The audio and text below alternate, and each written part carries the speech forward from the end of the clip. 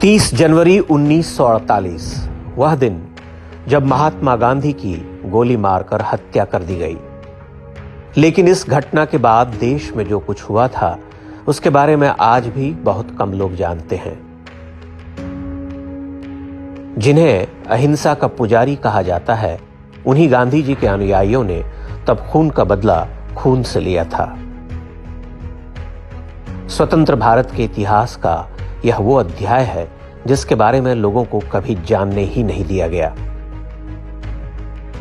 जैसे ही पता चला कि गांधी की हत्या करने वाला नाथूराम गोडसे चित्पावन ब्राह्मण है, बंबई और महाराष्ट्र के कई क्षेत्रों में भयानक हिंसा आरंभ हो गई।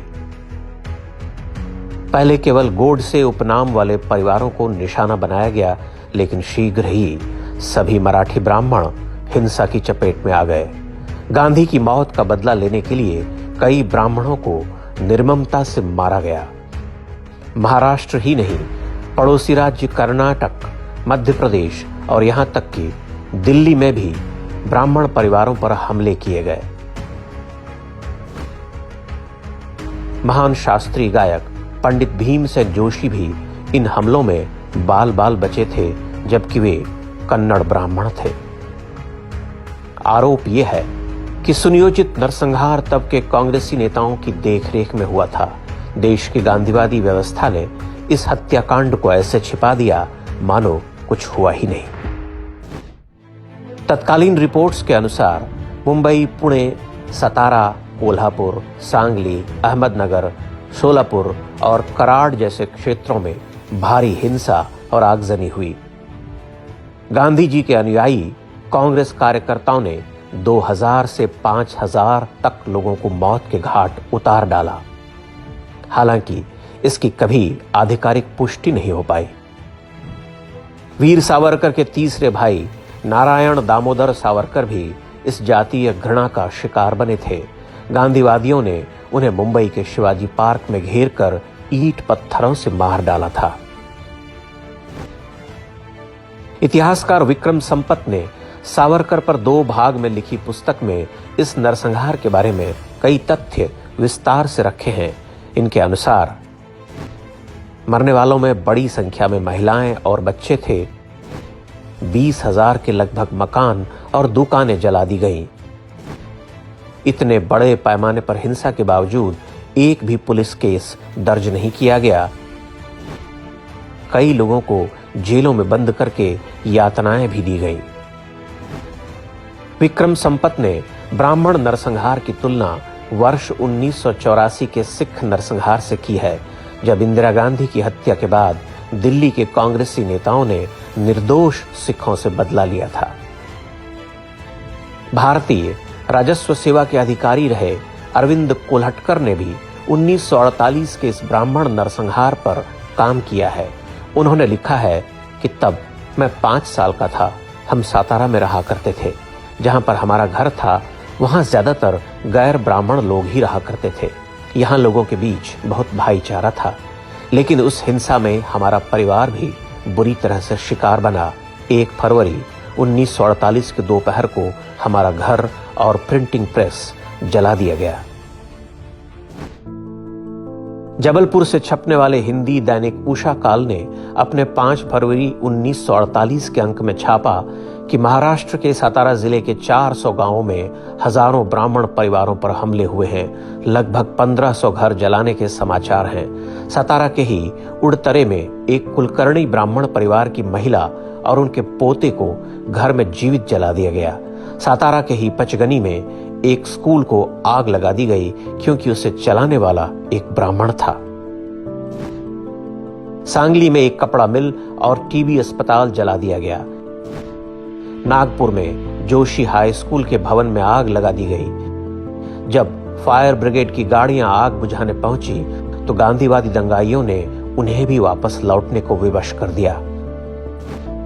कोल्हापुर में राष्ट्रीय स्वयंसेवक संघ के नेता GH जोशी की फैक्ट्री को दंगाइयों ने आग के हवाले कर दिया। कोल्हापुर में ही प्रसिद्ध फोटोग्राफर भालजी पेंढेकर का स्टूडियो जला दिया गया, जिसमें उनके 2.5 लाख रुपए से अधिक के कैमरे राख हो गए। गांधी की हत्या का बदला लेने के लिए प्रसिद्ध मराठी लेखक और कवि पत्रकार गजानन त्र्यंबक मडखोलकर का घर भी जला दिया गया था। इस घटना से दुखी मडखोलकर ने वर्ष 1949 में एक पुस्तक लिखी जिसका नाम है एका निर्वासिताची कहानी, अर्थात एक निर्वासित व्यक्ति की कहानी। क्या बिना कांग्रेस के शीर्ष नेतृत्व की सहमति के इस तरह का जघन्य कांड संभव था? ये हिंसा किसी अचानक उपजे गुस्से का परिणाम नहीं, बल्कि एक सोची समझी कार्रवाई थी, ठीक उसी तरह जैसे मुस्लिम लीग ने डायरेक्ट एक्शन डे के नाम पर किया था। कांग्रेस चाहती थी कि उसकी विचारधारा को चुनौती देने वाली जाति को ही पूरी तरह से नष्ट कर दिया जाए। बताते हैं कि उन दिनों महाराष्ट्र का नेतृत्व पूरी तरह पंगु था और सड़कों पर कांग्रेस कार्यकर्ताओं का आतंक छाया हुआ था। कई लोगों को रास्तों में, होटलों में नाम पूछ पूछ कर मारा गया। कई ब्राह्मण परिवारों के घरों के दरवाजे बाहर से बंद करके आग लगा दी गई।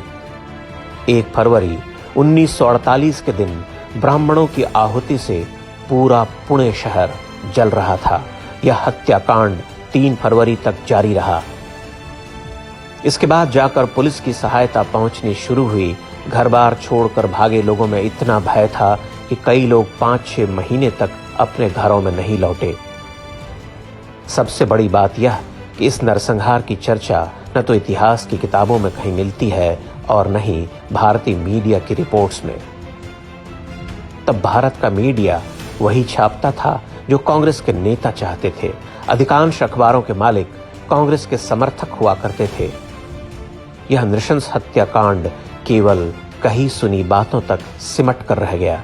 धीरे धीरे ये बातें बताने वाले भी समाप्त हो गए।